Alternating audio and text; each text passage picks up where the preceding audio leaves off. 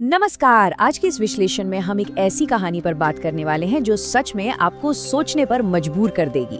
ये एक बेहद अनोखी भक्ति स्टोरी है जो सीधे जुड़ी है अर्धनारीश्वर के उस मशहूर श्राप और एक महान ऋषि के कंकाल बन जाने के रहस्य से। देखिए, आमतौर पर हम सोचते हैं ना कि भक्ति हमेशा उद्धार का रास्ता होती है, पर क्या हो अगर यही भक्ति विनाशकारी बन जाए? आज हम इसी हैरत अंगेज रहस्य को सुलझाने वाले हैं। तो चलिए बिना किसी देरी के इसमें सीधे डाइव इन करते हैं और इस बेहद दिलचस्प सवाल पर गौर करते हैं। जरा सोचिए, ब्रह्मांड के सबसे महान वैराग्य यानी भगवान शिव भला अपने ही सबसे परम भक्त को एक जिंदा कंकाल बनने का श्राप क्यों देंगे? भृंगी ऋषि की इस भक्ति स्टोरी का ये सबसे बड़ा और सच कहूँ तो सबसे चौंकाने वाला विरोधाभास है। एक ऐसा इंसान जिसने अपना सब कुछ, अपनी पूरी जिंदगी शिव को अर्पित कर दी, उसे इतना खौफनाक अंत क्यों मिला? यही पैराडॉक्स इस कहानी को इतना स्पेशल बनाता है। पहला हिस्सा, एक त्रुटिपूर्ण यानी फ्लॉड भक्ति।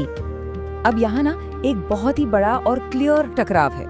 एक तरफ था भृंगी ऋषि का अपना नजरिया कि बस भगवान शिव की ही पूजा करनी है और किसी की नहीं। उनका मानना था कि उनके लिए सिर्फ और सिर्फ शिव ही सब कुछ है। लेकिन दूसरी तरफ थी ब्रह्मांड की वास्तविकता, और वो असलियत ये है कि शिव और शक्ति पूरी तरह से अविभाज्य हैं। उन्हें अलग किया ही नहीं जा सकता। ये लिटरली एक इंसान की छोटी सी खंडित सोच और पूरे कॉस्मिक सत्य के बीच की बहुत बड़ी टक्कर थी। और इसी ऑब्सेशन की वजह से भृंगी ऋषि से एक बहुत बड़ी घातक भूल हो गई। भगवान शिव को पाने की उस अंधी चाहत में उन्होंने माता पार्वती यानी शक्ति का पूरी तरह से अनादर कर दिया। उनकी ये भक्ति स्टोरी एक खतरनाक एक्सक्लूसिविटी का शिकार हो गई थी। उन्हें लगा कि वो बस शिव की परिक्रमा कर लेंगे और देवी को बिल्कुल इग्नोर कर देंगे, जैसे कि उनका कोई वजूद ही ना हो। उन्होंने ये मानने से इनकार कर दिया कि शिव के बगल में बैठी शक्ति कोई अलग आइडेंटिटी नहीं है। दूसरा हिस्सा, अर्धनारीश्वर की वास्तविकता। अब इसमें जो सबसे दिलचस्प बात है वो ये है कि अर्धनारीश्वर की ये डेफिनेशन कितनी क्लियर है। अर्धनारीश्वर असल में पुरुष और स्त्री ऊर्जाओं का एक डिवाइन सिंथेसिस है जो शिव और शक्ति की अटूट एकता को दर्शाता है। ये रूप बस कोई पौराणिक चित्र नहीं है, बल्कि ये तो यूनिवर्स का वो डीप साइंस है जो बताता है कि ये दोनों एलिमेंट्स कभी अलग थे ही नहीं। ये बिल्कुल एक पूर्णता का प्रतीक है। इस एब्सोल्यूट ट्रूथ को थोड़ा ठहर कर समझना बहुत जरूरी है। शिव और शक्ति एक दूसरे के बिना लिटरली अधूरे हैं। इन एनर्जीज का कनेक्शन इतना स्ट्रॉन्ग है कि आप इन्हें अलग करने के बारे में सोच भी नहीं सकते।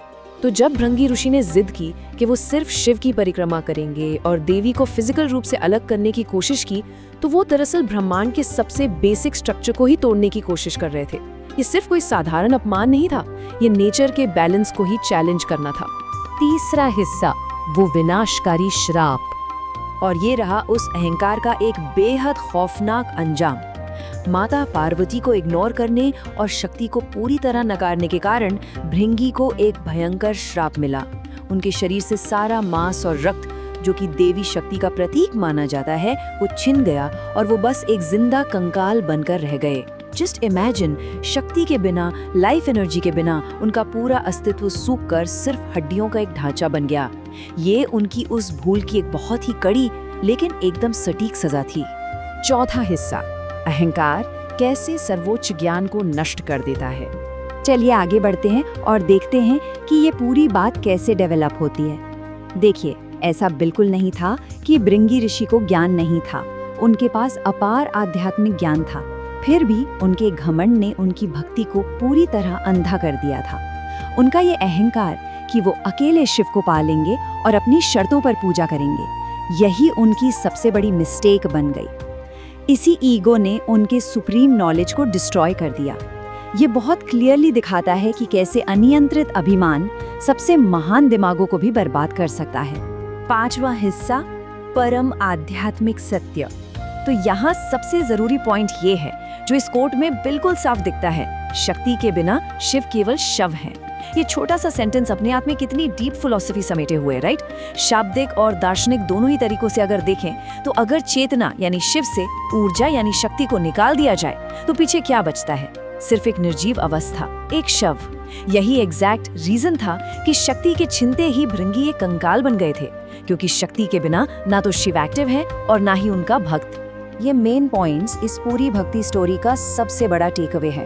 पहला, अगर आपकी डिवोशन प्योर है तो उसमें एब्सोल्यूट बैलेंस होना ही चाहिए। आप किसी एक को चूज करके दूसरे को रिजेक्ट नहीं कर सकते। दूसरा, डिवाइन फोर्सेस को किसी इंसान की पसंद या नापसंद के हिसाब से बांटा नहीं जा सकता। और तीसरा, अगर आपको सच्चा स्पिरिचुअल नॉलेज चाहिए तो अपना सारा ईगो, सारा मैंपन छोड़ना ही पड़ेगा। इसका कोई शॉर्टकट नहीं है। आज के इस विश्लेषण को खत्म करने से पहले मैं चाहता हूँ कि हम इस आखिरी सवाल पर थोड़ा सोचें।